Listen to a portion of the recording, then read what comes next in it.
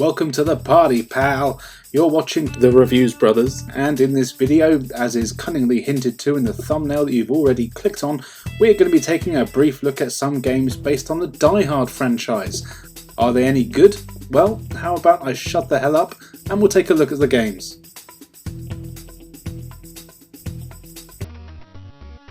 First up is Die Hard for the NES from Activision, based on the first movie, so you play as unlucky cop John McClane, who has to go visit his wife at work at Christmas only to find her building has been overrun by bastard terrorists. Bummer. Thankfully, McClane is a badass who doesn't need shoes, so he sets out to kill all the terrorists and rescue all the employees and, more importantly, his wife, who have all been taken hostage by the evil Hans Gruber. The game is played in a top-down view, and what's interesting is that your field of view tries to be realistic, meaning that you can't see what's indoors or around certain walls unless you're actually in a place where you could physically see them. This adds a couple of things to the game. Firstly, there's a semblance of realism. Secondly, there's a need to play sort of tactically. And lastly, a lot of slowdown and cheap deaths where the world just sort of fades in. The main issue here is that your objective is to kill all of the terrorists. There's 40 in total, and you must slaughter the lot of them to complete the game. This is actually a pretty cool premise, and adding the limited visibility should make it quite a tactical game. The problem is though, is that the enemies attack you as soon as they see you, and this is even if they're off the screen, meaning they'll shoot you before you even know they exist. To make things worse, they spray bullets like nobody's business, so avoiding the shots is very hard. Also, their shots travel twice as far as yours, so you've got to be much closer to them than they need to be to you in order to kill them. Now, this could have been a deliberate choice to make things harder, but in reality, it just makes everything very tedious. Thankfully, you have a decent sized health bar and you can find health kits along the way. Also, enemies drop flash grenades and other weapons that help you out. Still, if you come across 3 or 4 enemies at once, there's pretty much no chance of getting out alive, and you only get 1 life. In its defense, the game does try implementing elements from the movie. For example, you get a feet meter. Enemies can shoot out glass which you will walk over, which damages your feet. Of course, do this too much and it's game over, and you'll also find separate health kits that replenish your feet gauge, but to be honest it really doesn't add anything to the game, especially as it's already very difficult, but I do appreciate them trying to add these kind of things in. Graphically, as you've probably noticed, the game is pretty basic, and the sound and music, they're nothing really to write home about. It's definitely not the worst game I've ever played, and once you get used to it, it can actually be quite addictive, making you come back in again and again just to see how many terrorists you can kill this time, travelling across the different floors to flush them out, but really, most people would like to get frustrated at the game pretty quickly, and it's not really one I could recommend.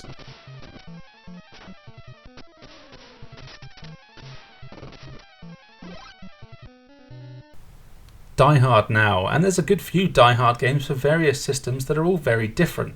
Here you're playing as John McClane, of course, as you explore Nakatomi Plaza, taking down terrorists and rescuing hostages. Graphically, I actually quite like the way it looks. It's got a decent amount of animation in there too. The area you get to explore is also pretty large, and you'll need to find keys and weapons to stay alive. You can fight enemies using your fists with the standard C64 combat here by holding down the action button and then pressing a different direction for different attacks. But along the way you'll also find guns, which definitely helps as the hit detection isn't great, and some of the enemies that aren't armed will even run away if they see you with a gun. That's a really nice touch. There's loads of rooms to explore, many of which are of course locked. Thankfully you're told if you need a key or an access code, but actually finding these can be really tough, especially as the layout of the building is very confusing. There are maps you can look at that are dotted around, and there's arrows on the floor to show you where exits are, but I still found actually navigating the corridors really confusing, and I couldn't tell if I was going around in circles or if there's just a lot of similar looking rooms most of the time. Having said that though, I actually did enjoy playing this one, and the actual design and premise have a lot of promise in there. It's definitely not perfect, but I would actually recommend giving this one a go if you can. You might have better navigational skills than me, and hopefully we'll get a bit of fun out of it.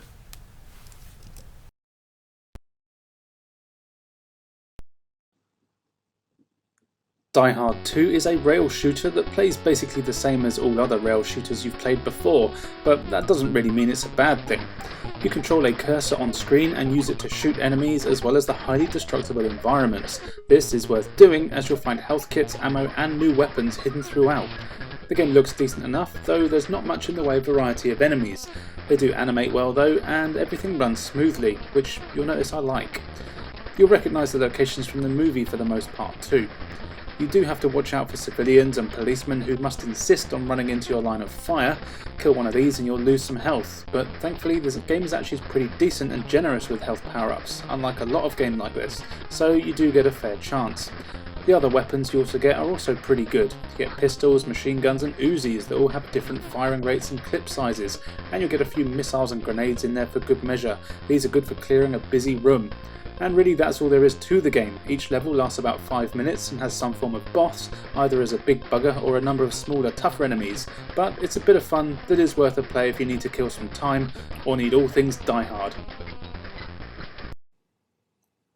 The TurboGrafx-16 also got a game based on Die Hard that for some reason was only released in Japan. I'm assuming it's down to licensing.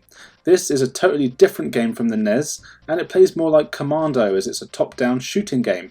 The plot is of course the same, but for some reason here you start out in a forest and have to make your way to Nakatomi Plaza, through some trees, a river system, and eventually coming in through the sewers and up into the basement car park. The game looks pretty decent with some large sprites, though there isn't much in the way of animation, which is a shame. Also, the enemies are all very generic, though you will recognise some of the terrorists from the movie, but they appear to have been cloned here and pop up all over the place. You have a jump and a shoot button here, and for the most part taking down the enemies isn't too hard, though it can be tricky to get the right angle in some cases. Also, enemies have a tendency to shoot at you before you can see them, which is always pretty cheap. A lot of the time you'll find yourself just shooting for every few steps in case there's an enemy ahead of you, and a lot of the time this works. You can run out of ammo, and if you do you have to use your fists, but to be fair most of the enemies do drop weapons, so it's pretty rare that you will run out of ammo. You get a decent sized life bar here thankfully, as well as a few lives and continues. Annoyingly though, you don't get many checkpoints through the levels, so if you die it's most of the time back to the start of the stage. Also, there's no save or password, so you will be starting from the beginning every time you play. The biggest issue I have with the game though is probably the level design itself. Most levels are very maze-like with doors that you have to go through, and some will take you where you need to go, whereas others will send you back to the start of the level. This can get very frustrating, and it means a lot of the time you come to a new area and there's few doors, and it's just blind luck if you get the right one.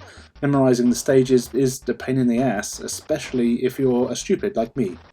It's a shame because the shooting here is pretty decent, so it makes what is a fun game into more of an annoying one. Having said that though, I would still recommend playing it. It looks good, the controls are decent, and overall it is a competent shooter. If you like games like Commando or Bloody Wolf, then give this a go, but maybe just keep your finger on that save state button whenever you come across a door.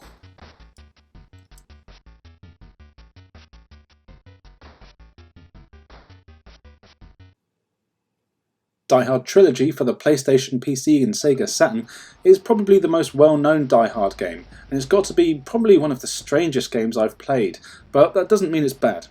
Here you can choose to play a game based on any of the 3 movies, and each one has a proper full game dedicated to it, which to be fair is a pretty good deal. The first Die Hard is a third-person shooter. I shouldn't need to tell you by now, but you play as John McClane and you follow the plot of the movie. This time you make your way from the car park of Nakatomi Plaza all the way to the top floor, taking out all the terrorists. Once all the terrorists on the floor have been killed, a bomb is sent to the floor and you have 30 seconds to get to it. If you don't, then it's game over. The game is pretty unforgiving, with loads of enemies that are pretty good at killing you, and that 30-second time limit for finding the bombs is a real pain in the ass, as you don't really know where it's going to appear, and it might be on the other side of the map completely. Thankfully, you do have a radar that lets you know when it's near. The graphics here are pretty strange, and it's a weird mix of polygons and sprites. The characters all look like those marionettes that are made of paper, and they have strange animation, but something about it I kind of like. Also, it's surprisingly gory. There's a load of blood when you're shooting enemies, hit someone with a grenade or a rocket, and they'll explode in a fountain of blood. There isn't really any music here, but there's plenty of gunshots, and the guy doing the Bruce Willis impression isn't too bad at spouting out the one-liners. This is a pretty good introduction to the game. It's frickin' hard. You get 3 lives and that's it. No continues or saves, so making it to the end is a hell of an achievement. But anyway, we've got loads more to look at, so let's keep moving. Die Hard 2 on this game is an on-rail shooter similar to Virtua Cop. It's set in an airport just like the movie, and you'll be mowing down hundreds of terrorists like nobody's business. Here the weird character models really stand out. I don't know what it is, but I really like the jankiness of the whole thing. I can't explain it, but everything here just feels so weird. If you're playing it on the PS1 or Saturn, you can actually use a light gun on this game, which I would imagine would be great, though sadly I've never got to try it out. I first had this on the PC though, where you can use the mouse, which is probably the best way to play. Playing with a controller like I am here isn't too bad, and it is actually quite responsive, but it can move a little too slow sometimes. This is another really hard game, giving you just a few lives and continues, but you can learn the enemy placement, which helps. This is definitely the easiest game of the three to beat, and it's my favourite one here as a whole, mainly though because I love light gun games, I guess. There's really not that much to say about it though, as it is just a light gun game. You move around on rails, you have to shoot everything you see, well, not the hostages of course. There's loads of cool weapons here, and you can use the scenery to drop on enemies that explodes them in a shower of blood, which is always cool. Sure, it looks weird as hell, but it is really fun to play. And finally on this disc, there's Die Hard with a Vengeance, which is a frustratingly difficult driving game where you speed around cities in various cars, ramming into bombs before they explode, because apparently that's how you stop a bomb from exploding. This is by far the worst game of the three. The driving controls are pretty damn terrible. Also, there's a time limit here that is so tight that you can barely have enough time to do anything. You'll get plenty of game overs before you even realise what the hell you're meant to be doing. The bombs you need to ram are often something like a bin, which is tiny, and it's easy just to drive straight past them, and by the time you've turned around, it's kaboom time. You can pick up time power-ups along the way, and you can even get turbos, but I've found that using this just made the controls even worse, and I just lose even faster. I managed to get to the third level of this game, which I'm pretty impressed with, but like the others, you only get a couple of lives with no save or passwords, so once you've messed up 3 times, it's back to the start of the game. Overall though, this is a pretty strange package. It's kind of impressive that it does have 3 full games on it, each of which is very tough, annoyingly so most of the time, though it is actually worth checking out. Play this one if you can.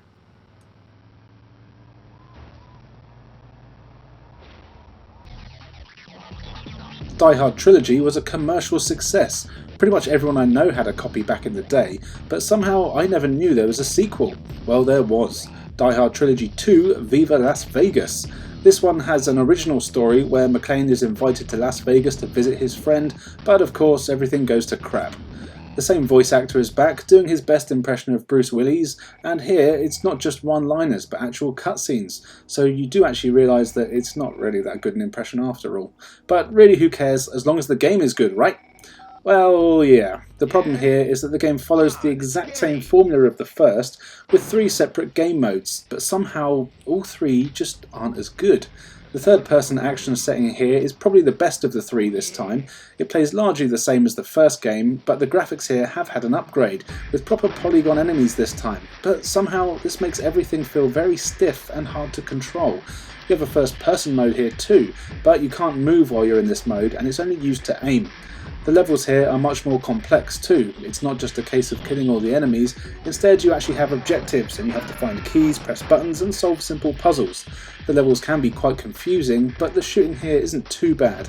It might take a while to get used to the controls here, as they don't seem very intuitive.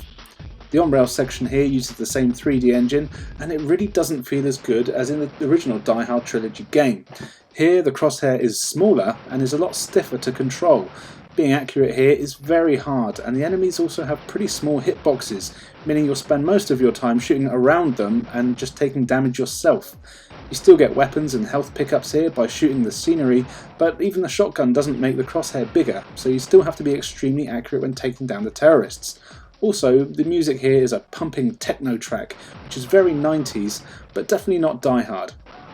I was excited to play this one, but I was actually very disappointed by it. They somehow made it worse in pretty much every way. And then of course the third game here is the driving section, which was the worst part of the first game, and I'm happy to say here that they've kept this up for Die Hard Trilogy 2.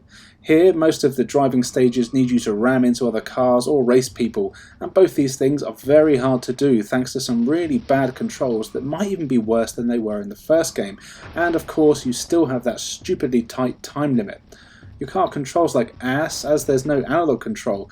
The steering with the D-pad is just so imprecise, making small changes almost impossible. Also, the clipping here is terrible, and if you so much as graze a rock, you'll come to a dead stop. Unless it's a cow. You can run them down, that's pretty hilarious.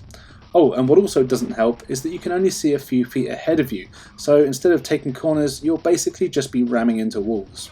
So yeah, if you need a Die Hard Trilogy game, definitely pick up the first one, and not this one. Somehow it manages to be worse in pretty much every way, and just isn't really much fun to play at all.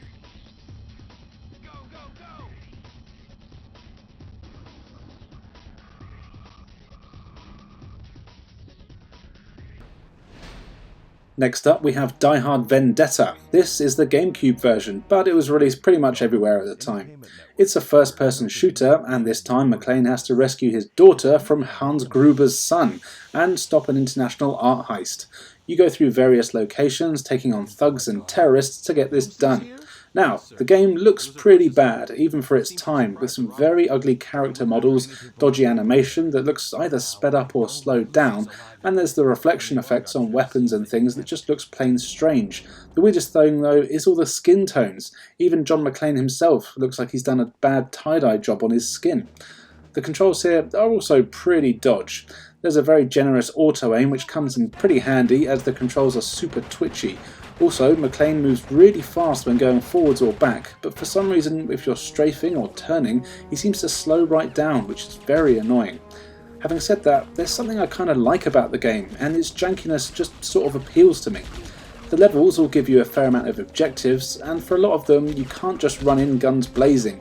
Stealth can actually help here. You can take enemies hostage and get their pals to drop their weapons so you can arrest them. Sometimes you need to do this, and sometimes you can just do it for fun. To be fair, killing everyone is always my preference, but it is nice to have an option.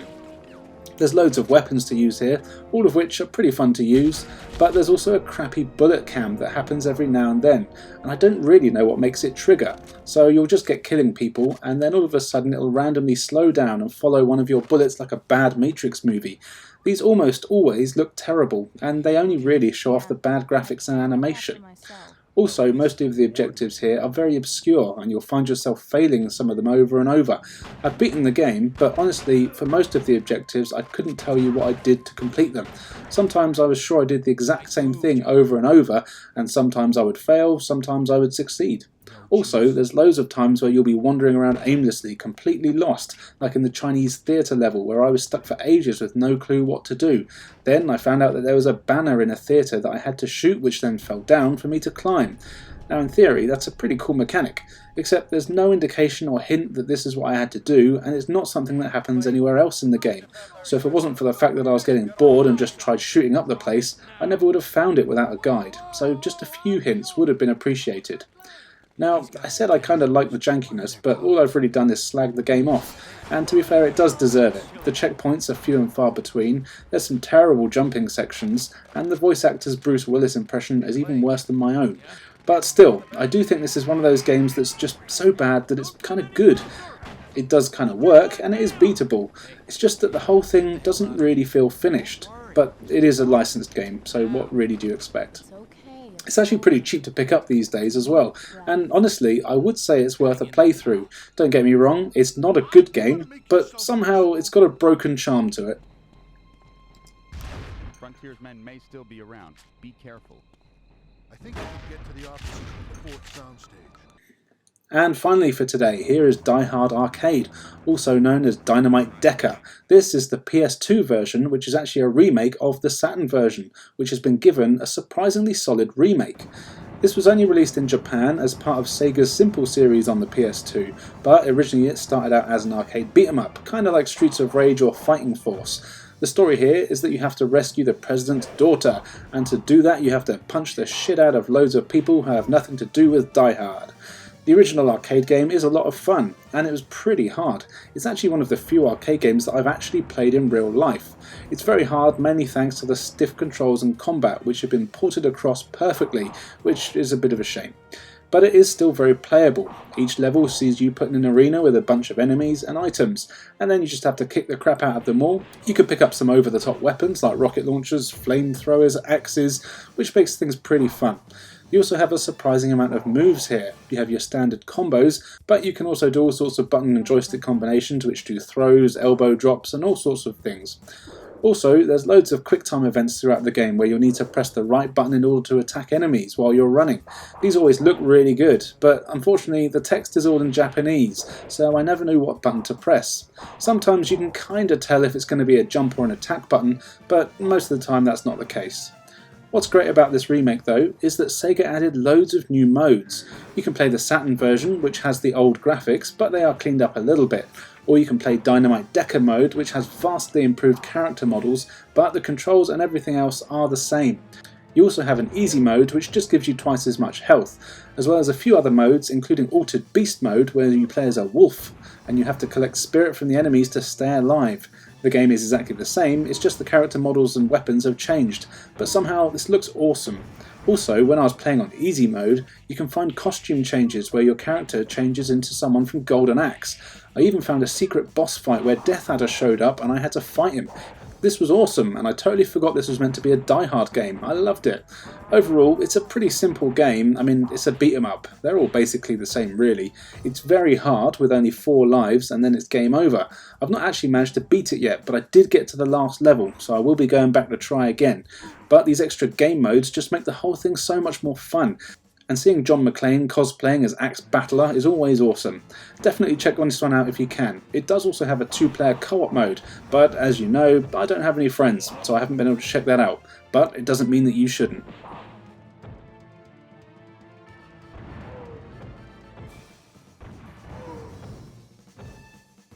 So there you go, 6 games based on the Die Hard franchise. There are a few more out there, and I'm sure I'll cover them at some point, but in the meantime let us know what your favourite or least favourite Die Hard games out there are. And also, are there enough Bruce Willis based games to make a whole video just about them? Who knows? Well, Google probably does.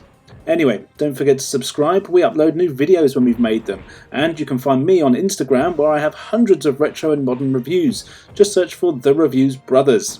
Now, all that's left for me to say is thank you for joining us, and we'll see you next time.